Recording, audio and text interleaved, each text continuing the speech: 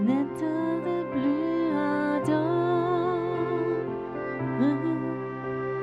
viens, n'état de bleu donne ton cœur, viens, tel que tu es ardent, viens.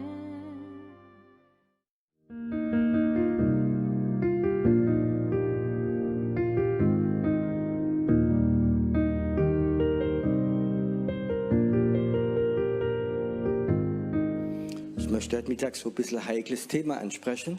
J'aimerais cet après-midi parler d'un thème un peu délicat. Über Hexerei. Donc je vais parler de la sorcellerie. Nicht genug vielleicht. On en parle beaucoup, mais peut-être pas assez. Hexerei ist, C'est quoi la sorcellerie? La sorcellerie, c'est pour moi wie es auf der Welt gibt. la puissance la plus forte qui existe sur la Terre. La sorcellerie, Den Namen c'est une puissance démoniaque qui a plusieurs noms. Et depuis le début, elle était là. Elle essaie toujours de détruire le plan de Dieu. Nous, on essaie de réaliser le plan de Dieu. C'est juste ça. Et cette sorcellerie, on va la connaître parce que c'est notre adversaire. On la trouve sous différentes formes. Et la première forme, ça a été au paradis. C'était le serpent. Elle essaie de détruire le plan de Dieu par des demi-vérités, demi-mensonges, et elle réussit à détruire le plan de Dieu. Et la sorcellerie, on la trouve dans toute la Bible. Si tu regardes, par exemple, par cette jeune fille, Babel, elle était poussée du trône de Babel, et ça, c'était un esprit qui était sur tout l'esprit, la ville de Babel, qui est aujourd'hui la ville de Bagdad, qui règne. Et le prophète dit, tu seras jeté de son trône, toi qui as manipulé, contrôlé, toi qui as tué, toi qui as rendu malade, on va te jeter de ton trône. Par exemple, la sorcellerie, on la trouve aussi. Cette femme qui a tué Jean-Baptiste, elle est allée contre les prophètes. On trouve aussi la reine Jézabel. Et dans beaucoup de milieux chrétiens, on parle de l'esprit de Jézabel, mais au fond, c'est rien d'autre que la sorcellerie. La sorcellerie, c'est un esprit, et il attaque toujours les pensées, les sentiments, mais aussi le corps. La sorcellerie a tendance d'attaquer plus les femmes que les hommes, parce que les femmes sont plus sensibles. Les femmes sont plus sensibles pour entendre la voix de Dieu, la présence de Dieu, et ça, c'est la raison pourquoi les femmes sont plus attaquées. Et un signe des femmes qui sont prophétiques sont attaquées. Souvent, elles ont des saignements du bas-ventre. Souvent, j'ai remarqué, quand les femmes sont venues, elles disaient déjà plusieurs semaines, j'ai des saignements du bas-ventre, ça ne s'enlève pas, je suis faible. Et on a brisé l'esprit de sorcellerie et le saignement est arrêté. Et il y a comme ça des signes et des symptômes typiques qui sont attribués à l'esprit de sorcellerie. L'esprit de sorcellerie, tu le trouves partout dans la Bible. Et ça va aussi loin que dans Paul dit dans Galates, qui vous a ensorcelé? Pourquoi est-ce que vous êtes parti de la grâce et allé dans la loi et la sorcellerie? Et c'est toujours dans la parole de Dieu, la religiosité, le légalisme, dans beaucoup de choses, de rentrer dedans. L'esprit de sorcellerie n'a aucun respect de l'Église, du bâtiment, d'une croix devant la porte. Il n'a pas respect l'esprit de sorcellerie de ton baptême, et ni si tu es baptisé du Saint-Esprit. L'esprit de sorcellerie peut rentrer partout et il va toujours essayer de rentrer dans tes pensées, dans tes sentiments et attaquer ton corps. L'esprit de sorcellerie, comme chaque puissance démoniaque, existe dans l'air, dans la terre, mais aussi que les chrétiens ne savent pas beaucoup, ou pas de notion, c'est aussi dans l'eau, cet esprit. Je veux dire, nous, Européens, on a très peu de notions du monde occulte, mais je peux te dire, dans beaucoup de pays africains ou d'autres pays, on sait très bien qu'on fait beaucoup de choses avec la sorcellerie, mais avec l'eau. Et si tu regardes dans la Bible, avec le Nil, avec les crocodiles, comme les enfants d'Israël ont été sacrifiés, ou Moïse a été sacrifié, ont été mis dans le Nil, et les crocodiles sont souvent pour les gens occultes, des animaux où les démons habitent dedans. Peut-être un autre domaine. Nous, les Européens, on a très peu de notions de tout ça, de la sorcellerie et comment ça fonctionne, ça. Il y a un certain temps, j'étais dans une ville où il y a une très grande cathédrale, un grand dôme. Et j'ai rencontré un ange, un immense ange, et qui me dit « Pierrot, j'ai une clé, que tu puisses aller dans les bas-fonds de la terre. » J'avais aucune notion de ça. Il me donnait cette clé. Et plusieurs jours après, j'étais à cet endroit. Je rentre sous cette cathédrale, sous ce dôme, je vais dans l'esprit et je vois là en bas, comme il y a une grande salle, comme une salle ronde, 50-70 mètres carrés. Le Seigneur me dit, ça c'est un endroit où pendant des années, les sorciers se sont rencontrés et ils ont eu l'autorisation des cardinaux qui étaient responsables des évêques, ils se sont rassemblés là, ils ont fait des choses ensemble ici. Et alors, il y avait un évêque croyant, il s'est disputé, il devait partir de cet endroit et l'a jeté dehors. Et alors, j'étais dans cette salle-là et je voyais cette salle était fermée, ses fenêtres étaient en bas, sous terre, étaient bétonnées, fermées. Et dans cette salle, il y avait comme ça une table ronde. Et je voyais comme il y avait 13 grands livres ouverts sur la table. Je disais, Seigneur, qu'est-ce que c'est? Je suis allée vers ces livres, je le lisais. C'est le 6e livre de la Genèse, les Apocryphes. C'est pas des livres chrétiens, mais c'est de sorciers pour parler des mauvais sorts. Et je disais, Seigneur, qu'est-ce que c'est ça? Et avant que les sorciers sont partis, ils ont posé des malédictions dans le monde invisible et surtout dans les eaux, dans l'eau, dans des sources. Et ils les ont maudits pour que si les gens boivent, boire avec la sorcellerie. Et je dis, mais Seigneur, qu'est-ce que je dois faire? Il dit, ne fais que de fermer ces livres, ferme ces livres. Et dans l'esprit, j'ai fermé ces 13 livres. Et Dieu m'a dit, là, il n'y a plus de puissance qui sort de ces livres dans les eaux pour que ces esprits aillent dans l'eau. J'étais en Algérie. Et certaines femmes sont venues me voir dans un cure d'âme et m'ont raconté presque la même histoire où ils ne se connaissaient pas entre eux, leur mari, qui était croyant ou pas, quelque part était en voyage, parti, et il revient vers eux. Et il n'avait plus de contact vers la femme, plus d'amour, plus de contact corporel, et ils sont dépendants d'une autre femme. Dépensent tout l'argent pour l'autre femme. Et la femme dit, c'est toujours le même rituel, ils vont quelque part et ils boivent un verre d'eau qui a été maudit. Et dans cette eau, il y a des mots qui sont dedans, des paroles. Tu es dépendant de cette femme, tu fais ce qu'elle dit. Et c'était pas une fois, pas 2 fois, mais peut-être 5, 6, 7 fois où les femmes ont raconté du sud, de l'Algérie. C'est une habitude que beaucoup de femmes travaillent avec des malédictions, avec de l'eau, qui parlent sur l'eau. Et que les sorcelleries peuvent utiliser ça. Il y a aussi beaucoup de versets bibliques aussi de ça. Ne soyez pas choqués maintenant, je vais encore raconter une histoire. J'étais dans la Guyane française, dans la jungle, et là, il y avait vraiment un réveil dans un petit village. Il y a peut-être 400 habitants, et 350 se sont convertis. Il y avait une église vraiment très forte. Donc, j'ai été là-bas 8 jours, et le pasteur m'a déversé son cœur. Tu sais, presque 90% du village est né de nouveau, s'est baptisé, mais quelque chose s'est passé. Chez nous, dans notre village, il y a un rituel. Quand quelqu'un meurt, il faut que toute la famille, 2-3 fois, vienne voir avant qu'il soit enterré. Il faut qu'il lave le mort et que l'eau avec laquelle on a lavé le mort, il faut boire cette eau pour avoir un contact avec l'esprit des ancêtres. Et elle disait, tu sais quoi, dans notre église, il y a des hommes et des femmes très fidèles, nés dans l'esprit, qui font ce rituel. Après, ils ne reviennent plus à l'église. Cette eau dans cette eau, il y avait des puissances démoniaques qui ont pris ça, tout ça. L'eau, je vous raconte simplement des choses que Dieu m'a mis à cœur. Vous savez quel était le thème hier soir, pour ceux qui étaient là? Le souhait de Dieu dans notre cœur.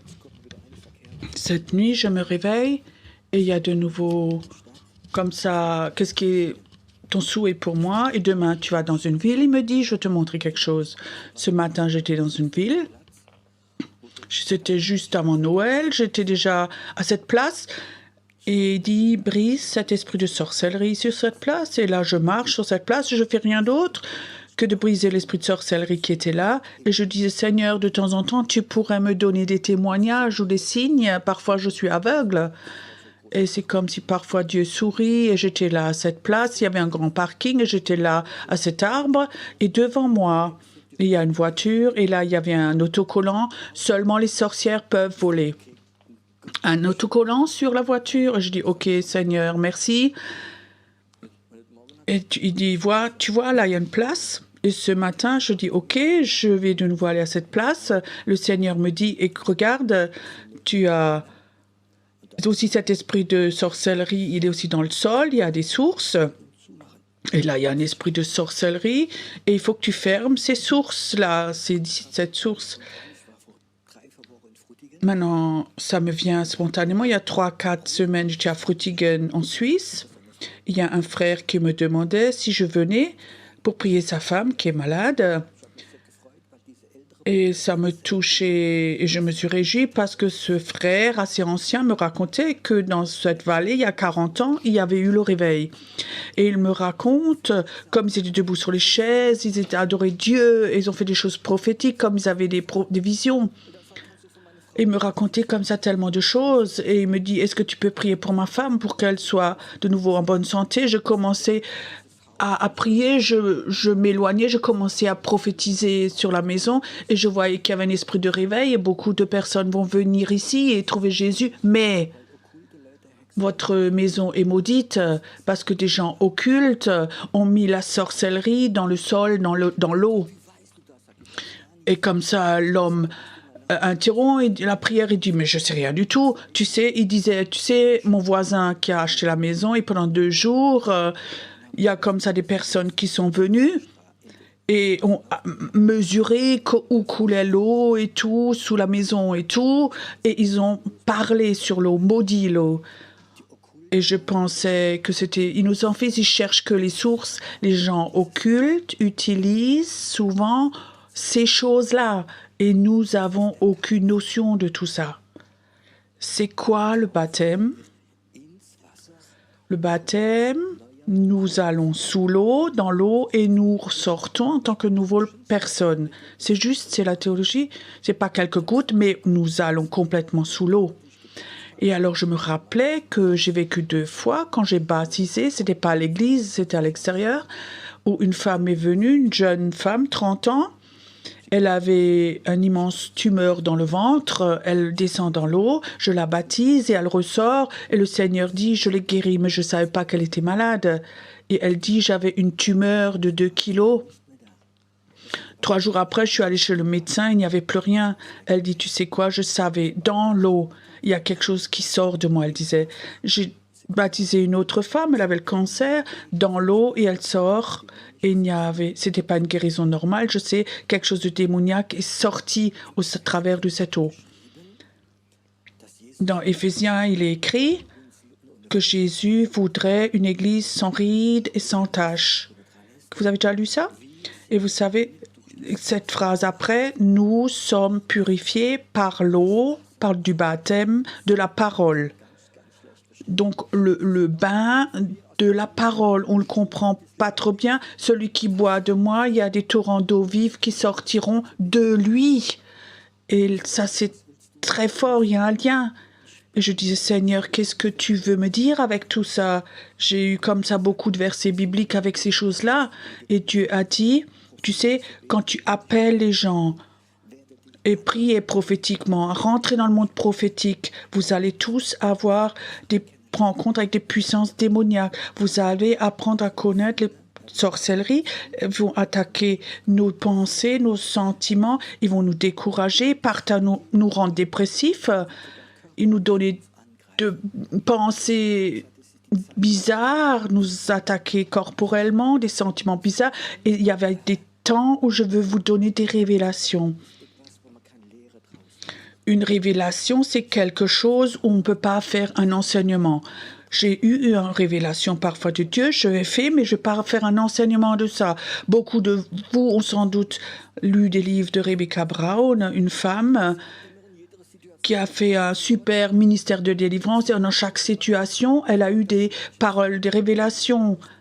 Par exemple, que dans certains temps, les démons rentrent dans la maison quand elle faisait de la délivrance et elle a eu une révélation. Elle doit prendre de l'huile et elle doit mettre de l'huile sur les portes et sur les fenêtres. C'est pas un enseignement, c'est une révélation. Il faut pas faire un enseignement d'une révélation, c'est spécial. Et le Seigneur m'a donné des révélations. Et comme ça, j'ai un peu discuté cet après-midi avec le Seigneur. J'ai jamais parlé de tout ça, j'ai jamais eu vraiment de révélation. Et il dit, il faut que nous apprenions que quand tu rentres dans la délivrance, qu'il y a des temps où Dieu veut nous donner des révélations. Et il me dit, cet après-midi, j'aimerais vous donner une révélation. Tu dois maintenant prendre cette eau, tu dois prier que le Saint-Esprit rentre dedans, que l'amour de Dieu rentre dans cette eau-là et que certains d'entre vous vont boire de cette eau et j'ai l'impression comme si la sorcellerie qui t'a attaqué va te quitter de nouveau.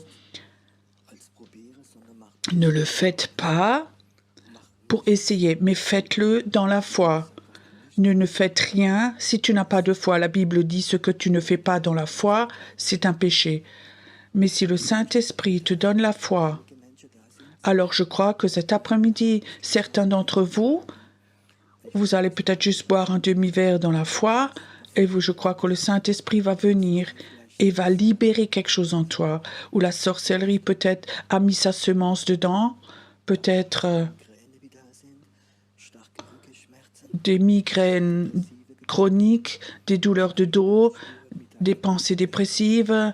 Certains d'entre vous sentez que quelque chose les quitte, quelque chose me quitte. Le Saint-Esprit a la capacité de toucher cette eau. Tu peux prendre de l'huile. Personne n'a rien contre. On prend de l'huile, on loin et on prie pour les malades. Je crois que nous pouvons prendre de l'eau quand le Saint-Esprit nous montre et que la puissance de Dieu rentre dedans. Et tu vas voir comme la sorcellerie va être détruite. Je crois que l'Église catholique n'a pas eu parfois de super révélations de Dieu, mais elle a fait une tradition de cela. Elle a fait des rituels. Et tu sais, un rituel n'a aucune puissance, mais c'est le Saint-Esprit qui a la puissance. L'Église catholique a fait beaucoup de rituels avec l'eau bénie. Est-ce que vous avez déjà vu les films d'exorcisme ou d'autres choses? Et beaucoup de catholiques disent oui, s'il y a quelque chose qui est là, et d'autres disent non, c'est un rituel, c'est un peu du bazar. Mais je crois que dans l'Église catholique, il y avait toujours des hommes de Dieu qui avaient des révélations, et les autres ont fait des rituels avec, et ce n'était plus vivant, mais c'était mort. Tout ce qui n'est pas basé bibliquement ne doit pas être un enseignement, mais une révélation, Dieu peut nous la donner quand tu crois à cela, parce que Dieu existe et il y a une puissance dedans. C'est ce que cet après-midi, j'aimerais vous partager. Je crois que les temps vont venir. Hier soir, je parlais de cela, où ce rideau, hier soir, il va s'ouvrir et va rester ouvert. Beaucoup vont avoir des révélations directement de Dieu. Une révélation, ça ne doit pas aller jamais contre la Bible, mais tu peux avoir une révélation qui est pour maintenant. Et je crois que c'est important qu'on ait des révélations pour maintenant, pas par habitude. Je sais que la première révélation que j'ai reçue, il y a quelques années, il y a un homme qui est venu me voir, il était prof. Il avait peut-être 40 ans et il avait une immense tumeur derrière l'œil et l'œil commençait à sortir. Et il vient me voir et il me dit, j'ai entendu que vous faisiez de la délivrance, qu'est-ce que je dois dire? Et il était devant moi. J'avais aucune notion. Je dis, Seigneur, qu'est-ce que je dois faire? Le Seigneur me dit, prends de l'huile, prie sur l'huile et mes 2-3 gouttes d'huile à droite et à gauche sur les tempes. J'avais aucune notion, mais j'étais obéissant. J'ai pris l'huile, j'ai prié. Mon épouse était avec, et alors on a pris cette huile, on a mis simplement sur les tempes. J'ai jamais vu ça.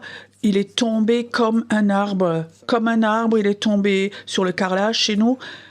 Il n'a rien senti, il a dit, il n'avait pas de douleur, et tous les démons ont commencé un après l'autre de lui. C'était une révélation pour ce moment-là. Je crois que cette révélation, je l'ai reçue. J'ai d'abord hésité, où Dieu dit, j'aimerais, pas seulement cet après-midi, que certains d'entre vous ont sur le cœur, mais j'aimerais vous dire aussi, quand vous allez dans le combat et vous êtes attaqué par des démons, par la sorcellerie, Dieu va toujours donner l'antidote. Tu sais, pour chaque poison qui existe, il y a un antidote. Et chaque poison démoniaque qui vient de l'enfer, le Saint-Esprit a toujours l'antidote pour ça. J'ai remarqué que l'antidote, pour les gens qui ont l'esprit de Jézabel, qui ont victime de ça, le plus grand antidote, c'est l'amour et la force. Quand une femme vient, qui aime Jésus, et cet esprit de Jézabel est en elle, et commence à manipuler, alors il ne faut pas l'accuser, il faut dire, écoute, il faut que tu lui montres que Dieu l'aime, que toi tu l'aimes, mais que maintenant, aussi longtemps, tu ne vas rien faire. Et tu vas voir que cet esprit de Jézabel va perdre sa force. Pour chaque poison, il y a un antidote. Et cet après-midi, j'aimerais que le Saint-Esprit qui est en toi, que tu parles avec lui. Pas avec ta théologie, mais avec ton Saint-Esprit qui est en toi. Est-ce que ça se pourrait que la sorcellerie, déjà des années, toi, ta famille, ta santé, tes pensées, t'attaquent? Est-ce que ça se pourrait que la sorcellerie, peut-être, a un droit au travers de ta famille? Peut-être des rituels que tu as fait dans l'époque. Quelqu'un t'a maudit peut-être. Et tu sens que la sorcellerie revient toujours dans tes pensées. Cette pensée parfois, un super rejet, ce désir de mourir. Est-ce que ça se pourrait que la sorcellerie a déjà touché tes pensées, tes sentiments? Et tu sais très bien, j'aimerais servir Dieu. J'aimerais avoir cet esprit prophétique. J'ai un appel prophétique. J'ai ce manteau d'Élie, je l'ai déjà senti. Mais j'aimerais être fortifié. Élie a été attaqué de Jézabel et il voulait mourir. Il était dans le désert, il a dit « Seigneur, laisse-moi mourir. Je suis que le seul, prends un autre, laisse-moi mourir. » Et alors il y a un ange qui est venu. Qu'est-ce qu'il lui a ramené? Du pain et de l'eau. Et il dit, bois. Et dans cette force, tu vas, 40 jours et nuits, tu vas marcher et avoir un contrat de Dieu, une mission de Dieu sur la montagne.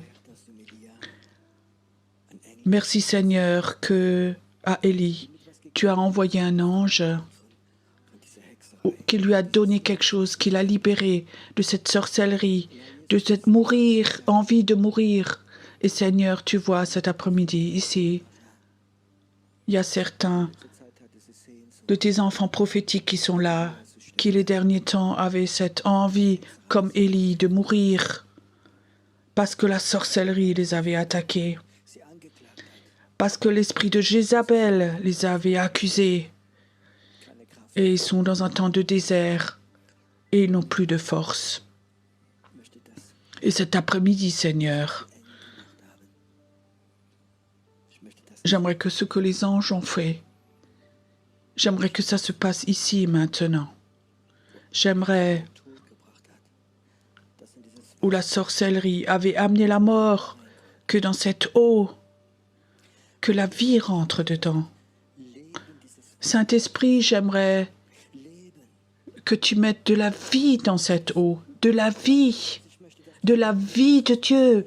Saint-Esprit, j'aimerais que tu mettes de l'amour dans cette eau, de l'amour qui guérit, de l'amour qui délivre de la manipulation, qui libère de se détruire soi-même.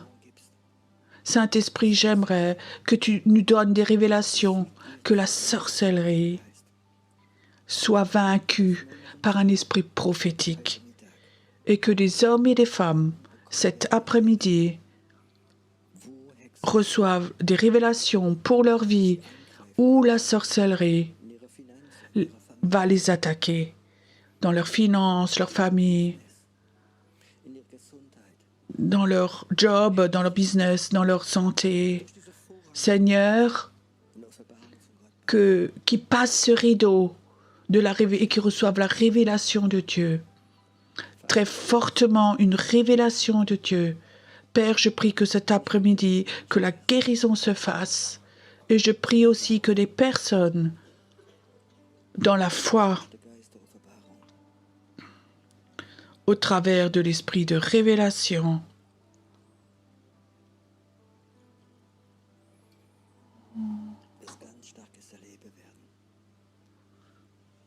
qu'ils vivent quelque chose de très fort. J'aimerais un moment que tu sois tout seul devant ton Dieu.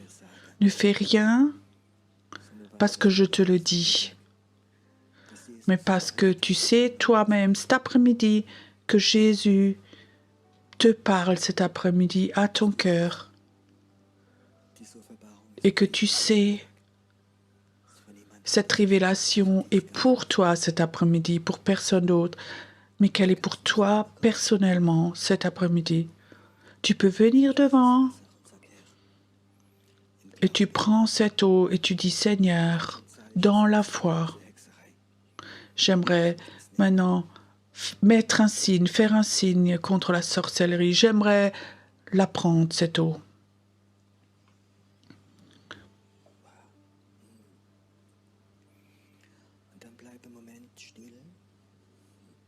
Alors reste un moment silencieux, tranquille.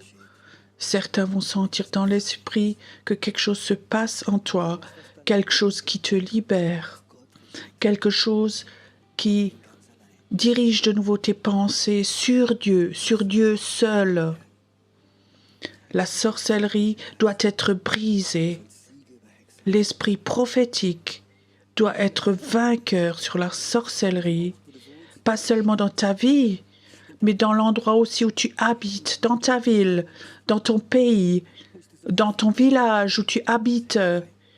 Cet esprit prophétique doit être plus fort que la sorcellerie et tu seras messager ou messagère de Jésus-Christ.